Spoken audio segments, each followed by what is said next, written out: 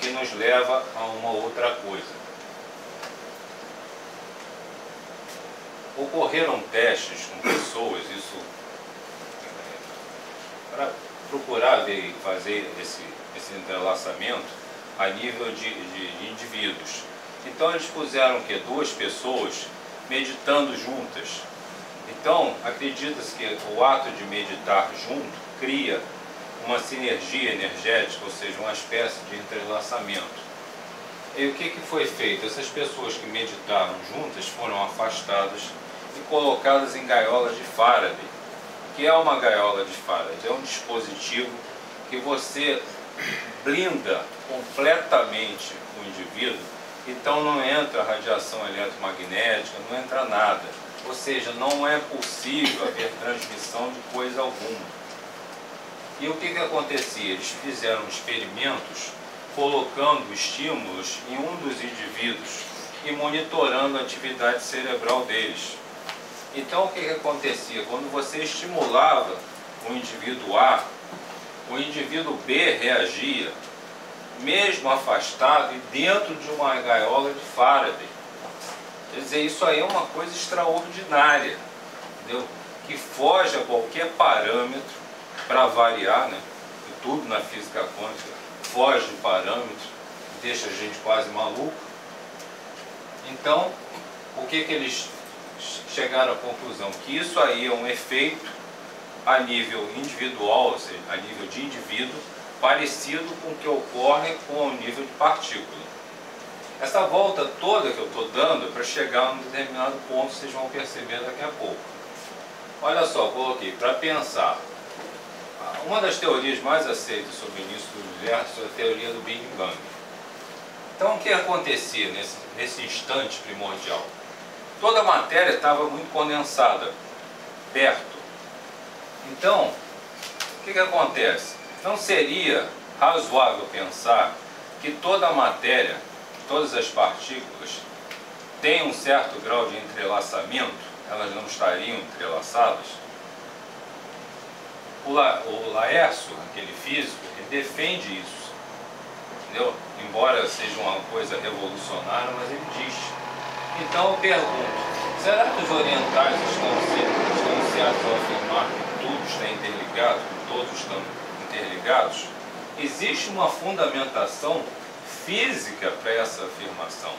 Não estamos falando de filosofia, nós estamos falando de física. Então, isso aqui sustenta a afirmação dos orientais que dizem que todos nós estamos interligados. Então é para aí que a gente começa a convergir. E eu coloquei, para que serve essa esquisitice toda? Então, o que é muito importante frisar? O papel não somente importante do observador, mas essencial nas decisões do mundo atômico, do mundo subatômico. Surge então a ideia da consciência como elemento fundamental no processo de escolhas e na cocriação da realidade. Então, a partir da consciência é que você vai o quê? Determinar esses fenômenos. Então, a consciência é o elemento formador da realidade. Não é matéria, não é nada disso. É a partir da consciência, o ato de observar, o ato de escolher, é que nós chegamos ao quê? Nós passamos a ser criadores ou co-criadores da realidade. Essa é a conclusão que deriva essa esquisitice, essa maluquice toda. Então, vamos falar um pouquinho sobre a consciência. Consciência, o que é? Onde ela habita? Depende da mente? Aparentemente não. É uma coisa o quê? Ele tem um caráter não material. Ele que é o que os americanos chamam de o fantasma da máquina. É a base de todo o processo criativo. As discussões não a definem. Isso nós chegamos ao quê? A uma criação de um novo paradigma. Nesse novo paradigma, a telepatia, os fenômenos paranormais passam a ser o quê? Tem explicações razoáveis. Não existe, porque se você pegar a ciência clássica, como é que você explica a telepatia? Tem alguma explicação? Não tem. pela física clássica você não tem. Você nega. Você pegar um físico clássico e falar disso, ele diz, não existe. Não tem como existir. Não tem explicação. Por aqui, tem. E tem com razoabilidade.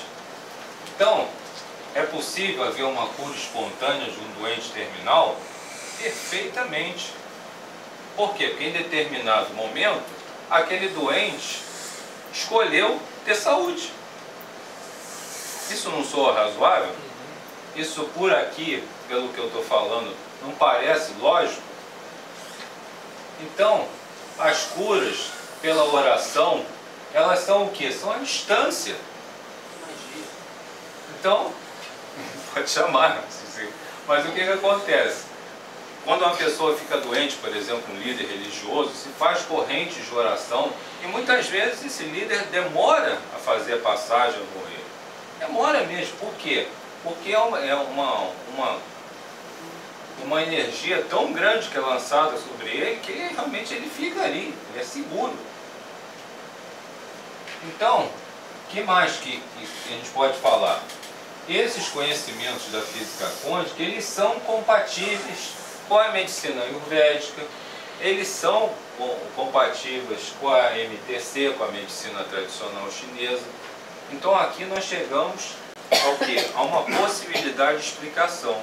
E isso é o que me entusiasma de estudar física quântica, porque eu, quando comecei a estudar, eu detestava física quântica. Mas quando eu comecei a ver a aplicabilidade, comecei a ver em que isso podia ser usado, aí eu me rendi. O que muda? Tudo. As mudanças na química do ser podem alterar bastante a sua vida. Eu selecionei algumas coisas aí, por exemplo, a nível biológico. Se você conseguir dizer para o seu corpo que você deve produzir outro tipo de enzima, você pode ter saúde. Você pode ter um rejuvenescimento. A regulação dos neurotransmissores, que a gente tanto busca aí, está sempre querendo tomar remédio para melhorar isso, melhorar a serotonina, melhorar não sei o quê. O que você pode fazer? Eu até coloquei aqui, o que você puder pensar. Não tem limite para isso? Não, são ondas de probabilidade. Com probabilidade, tem probabilidade de tudo. Isso explica então os placebos, né? Explica, com certeza. Explica o que? Os Placebos. Placebo. Explica, porque o que acontece? Existe vamos dizer, a crença, existe a fé, ou existe a... Então, na verdade, você está determinando o seu corpo que ele melhora. Mas também tem o lado da consciência, né? Porque quem está aplicando a placebo está com a consciência de que vai ter alguma reação. É a mesma coisa com os animais, né? Você, por exemplo, faz duplo cego com o animal. Sim. O animal, ele não vai ser sugestionado. Então, o placebo não funciona muito com o animal. Porque não tem como lado da sugestão, mas vai funcionar também. Mas tem a consciência de quem aplica. De quem está aplicando, exatamente. Também. Eu estou dizendo. É a consciência de quem está fazendo o trabalho. Então, na verdade, o que acontece? Nada, você passa a ter responsabilidade sobre tudo. É verdade. Não existe mais aquela situação que eu estou só olhando. Falou. Agora, como a física quântica poderia explicar essa potencialização da consciência ao ponto dela conseguir transformar a realidade? Como ela consegue explicar? Como no caso da física quântica, explicaria esse processo de potencialização da vontade, no caso, ao ponto dela chegar a um estado em que ela mude a realidade, que ela transforme a realidade? Nós podemos mudar a nossa consciência. Nós podemos. É questão de tudo, é questão de treino, né? De você aplicar. É a questão que eu ia falar no final, mas ele adiantou aqui.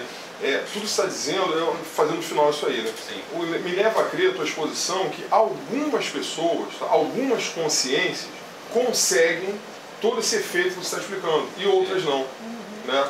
O que me leva a crer que alguns conseguem essa manipulação da matéria subatômica, outros não. Outros ainda E não. onde, ou ainda não, né? E aí essa diferença, mas Não, é sim, só uma... não concordo, mas o que eu frisaria é o seguinte: todos nós temos o potencial para fazer. Agora a questão de fazer ou não depende de quê? Depende da vontade, depende de determinação, depende de uma opção de coisas. Você, quando vai fazer uma determinada coisa, nem sempre você consegue sucesso. Mas você sabe, se você tiver a certeza que existe o potencial para, Se você acreditar nisso, existe uma grande chance que você realize. Saber a fórmula de fazer não é fazer, mas é melhor do que a ignorância de não saber o que fazer. É um caminho bem... Você já trilhou bastante. Mas saber a fórmula já é um treino, já é um método para você praticar, para você chegar. Porque através do treinamento você chega à perfeição. Mas como treinar? Esse método seria uma direção. Bom, uma primeira coisa que você deve fazer é saber o que você quer. Determinar o que você quer para você. Porque você pode, através disso, eliminar o que você não gosta e mudar o que você quer. Sim, no caso seria a filosofia, de fato explica, pelo poder da vontade você transforma em estados de realidade. Mas eu quero saber como, no caso, a ciência, no caso, através... Como assim se explica isso? Pois é, a questão é essa, a ciência, como a ciência tradicional, ainda não explica isso. Por exemplo, o Amis Goldsworth, ele defende que nós estamos falando de um novo paradigma. Isso aqui não é uma coisa que você consiga botar no laboratório e provar. Entendeu? Você prova pelo resultado. Você chega e vê um doente terminal melhorando, que está numa condição que a ciência diz que o cara vai morrer e ele não morre, então você começa a pesquisar o porquê. Então, o que se tem que acreditar é que existe uma possibilidade de fazer. Agora a ciência tradicional vai dizer para você, isso não existe. Observação, Cláudio, pode-se dizer então, olhando para a partícula, no caso que uma partícula pode estar simultaneamente em dois lugares? Pode, até mais de um. E aí uma outra pergunta, aí já no campo de repente mais espiritual, a ideia de passado, presente e futuro pode ser levada por terra abaixo?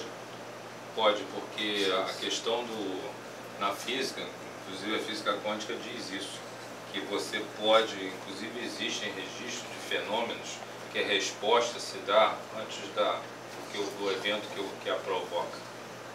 Entendeu? Então pode, a questão do tempo e do espaço, ele vai completamente por água abaixo. Isso quer dizer que a gente poderia ter vidas paralelas por aí? Lá fora? Sim, existe está indo um pouco além, mas o que você está fazendo aonde? Os universos paralelos são possibilidades. Pois, isso que eu estou dizendo, como a física quântica é um negócio que é probabilidades infinitas. Quanto mais você for, você vai pensando e ela vai dizer para você, existe a possibilidade sim. E o pessoal está estudando isso muito. E quanto mais se aproxima dessas experiências na física quântica, mais eles se aproximam de todas as teorias do Oriente. Sim, medicina oriental, medicina ayurvédica, todas elas já são 5.000 anos pelo menos de registro. Sim. E se a pessoa se aprofunda, como eu que sou acupunturista, trabalho com isso, você vê que interfere muito o trabalho do terapeuta, a vontade e o estudo mesmo, a teoria. Você pega o Imperador Amarelo, você vai ver isso aí claramente, não tem... E era uma ciência, né? Não deixava de ser. Isso para mim me dá uma satisfação tremenda, porque são coisas que eu acreditava e que eu via. Eu tive uma formação bastante... Eu sou engenheiro, né? Então tem uma coisa muito racional, então eu sempre fui...